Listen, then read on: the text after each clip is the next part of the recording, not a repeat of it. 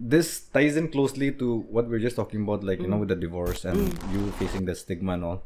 This is something that I know it exists. I know of it a little bit, but I'm not too well informed about it also. I feel like I can't speak too much on it, but I do know about it. I do know that it needs to be, more awareness should be put on this, and that more things have to be done to tackle this issue also. And that's mental health. So you said this was something that you are, vocal about, or very, you feel dearly about. So just in general, just first tell us about, like, what's your opinion on mental health? Sort of like, what's the issue with it? What are, you can just share, so like, much, I think. Yeah, definitely. I am a person that I've gone through depression, Okay. I've been through depression. I've gone through times in the past, the old me, when I felt suicidal, and so I totally understand when people say they feel totally helpless, that the only way out seems, Like that. but again, when one thing I want to stress more than anything about suicide is the pain that it causes to the people you leave behind. Is just, it's just, and so if you say you love your loved ones, if you truly love them, then you can never look at suicide as an option. Right? It's like the pain it leaves behind is just immense. Having said that, I know that mental health and the issue of mental health is something that we don't really talk about, in our society. I think slowly it's becoming, more, how do you say, visible. I don't want to say visible, but there are more people talking about. I get that. But it's still, people still feel scared to talk about, or if they feel suicidal, people feel scared to talk about that. Or if they're depressed, they feel scared to talk about. If they have anxiety, they feel scared because of the stigma that is associated. But I feel more than anything, if there's anybody also watching, to speak it out, to tell someone. And because I think more than anything, to know that you are not alone is the greatest comfort in any situation in life. You are not alone and it's true, you are not alone. When you feel like you're the only one, that's where the biggest problem lies. On top of everything else. And when I look at my life, I'm so grateful that I am alive. Had I ended my life those those then, when or you had those the phase, years, I would not have been celebrating my life fully today. Exactly. Or imagine the pain that it would have been left to my son. So and so one has to talk it out and to get help. I fortunately I had a very although I wasn't on medication or anything, I had a counselor? Who was a tremendous help. And to be able to talk to someone, it's so wonderful, and someone who's professionally trained. I just wanted to ask this, whether you were professionally trained or just a friend. Professional. So it's like you're talking to that person, and then the person say, oh, it's because you are like this, so that's why you're having that. So it's like that light bulb, so I would come out of my session and say, oh, I have that self-awareness, knowing that this is the way I react because I'm like this. So I need to handle this in a certain manner. I totally get that. So it's number one, you are not alone to talk to someone. Number one, it's not an option. Killing yourself. That is not Society, an option. It's not an option. Number two, you are not alone. Number three, get help. Whether counseling or medication, but get help. And don't be scared to get help. Like I said, I'm not too well versed on this thing, but I do like read about it. I see issues that are being raised. Like you said, nowadays it is becoming a little more sort of, people are it's acceptable to talk about it more publicly and stuff like that. I think correct me if I'm wrong, but like mental health, when it's at its worst, I mean the worst stage is when obviously it's like suicidal, and that's the worst stage, right? But people often sort of neglect the initial stages of mental health, which may just seem like minor problems. And I feel that when people talk about these things, it's often laughed at. Like, that's not an issue. Like, and we sort of tend to overlook these things, and people with those problems sort of don't feel comfortable to talk about it because they think like, oh, I'm just being too dramatic or something. Like, because mental health, I was just reading a little bit, consists of so many different factors, right? It's not just your personal, your love life, your professional career, your contentment. I mean, there's so many factors involved.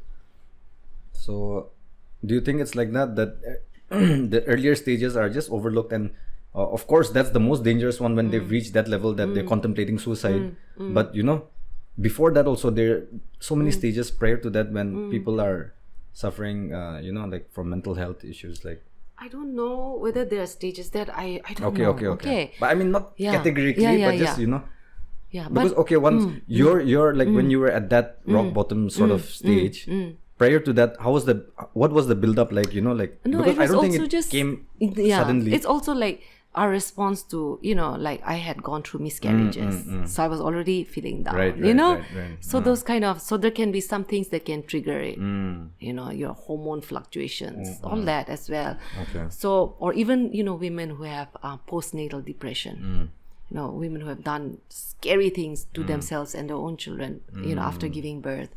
It's totally hormonal, totally something beyond their control. Biological. So, but number one, I also just want to say, before I forget, is, a lot of creative, artistic people, not to, sort of say it's a license, but because they're more sensitive, because their senses are more, how do you say, Left brain based, like the logical person and the somebody was telling me the other day about how at a art institute, about how many percent of the kids had gone through suicidal thoughts. It was a huge percentage.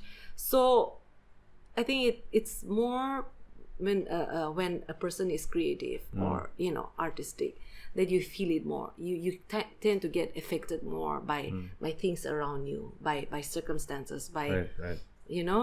So that I just wanted to add. Coming back to stages, I don't know how I can answer your question, right? But it wasn't even. I just thought about it because like, of course, like I said, the ultimate last deadliest stage is that. So prior to that, people don't. Oh, how to stem it when it's beginning. Before it reaches that, okay. like you were saying, the choices. Yes, like, but I think it's also just speaking to someone about it. Yeah. Okay. This I want to just touch on this quickly. Talking to someone. Yeah. Because of the stigma that's attached with all this, right? People they're not comfortable to openly go to a counselor, right? Yes. Psychiatrist or whatever it may be, right? So have you tried this, or I just want to know if this will help? Is like just talking to family and friends also. Yeah, I'm sure right. Of course, when you're holding it all within yourself, it's like bottled up, and when it's bottled up, it's not healthy. It'll start rotting inside, So when you bring it out to the open, that's when you get your healing also. So right. Yeah. So this I just want to say, like, I tweeted something about this, not exactly with mental health, but I was just tweeting something about like we shouldn't focus too much on outside validation for our happiness, right? I agree. Yeah, that our real happiness comes from within, correct? But in this scenario, I mean, I can totally understand how like a person's validation of like encouragement or something would make such a big difference also, if you think about it, right? That's true. That's true. I mean, the most healthy place a person can be in is when, like you said, you're not looking at outside for validation or for love, or and I always say this to my siblings, or my youngest sister. I always say, don't look at someone else to love you.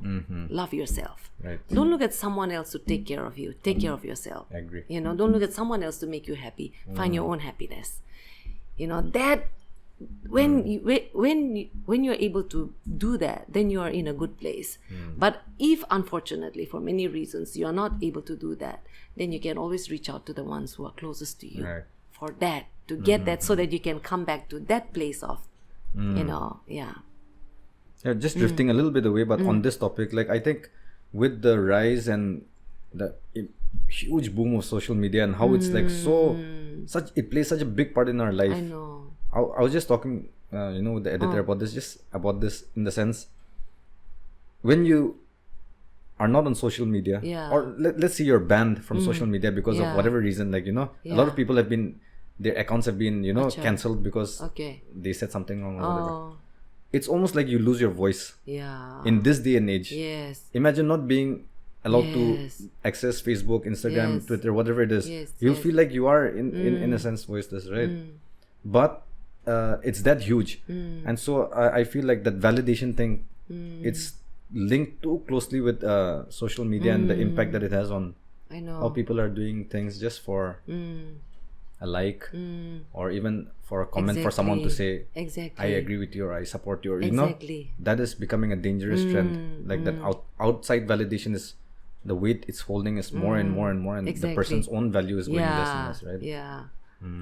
And hence again the importance the importance of looking at oneself, right? The or our happiness worth, within. and our faith, and looking at our worth that comes from God, I do feel like that true happiness, if such a thing exists, is within ourselves. And if we look outside for validation, it's not, we're not going to find it there. It's nice to have a friend, a family person say nice thing about you. That's fine, but we shouldn't confuse that with our real happiness, which should stem from us. And if we're really happy about it, then it'll come. Someone replied to this about this tweet and saying but there's a struggle with always finding happiness within yourself. And like I was saying earlier, I replied back saying that that's the thing. Like, what's happiness for you? Is it like a goal? Right? Is it like this person that you want to marry? Is it whatever it may be? What's your definition of happiness? And if we become too focused on that goal and that thing, we lose sight of the journey that's ahead of us, and we're just trying to look at the end of the rainbow, the so-called rainbow, right? And I feel the importance of enjoying the process and life, and I think that is often overlooked, right? And actually, it's the little things. Exactly, the little things in life. Like walking in the rain. I would love to walk in the rain. Or playing in the rain. Or just little things, right, like seeing a beautiful flower in a little corner. Or watching your son smile. That's nice. Yeah. But these things are often overlooked. Yeah. So I think I really appreciate this conversation. It's like the whole positive vibes thing, like it's, I don't know, it's becoming a little cheesy also for some people, but I think we need much more of this positive. Let's all hope we make it all together, and like stop looking at other people as competition, and instead like there's enough for everyone. Yes, and, exactly. Yeah. There's enough place in the universe for everyone. Exactly. Even if it's on Mars now.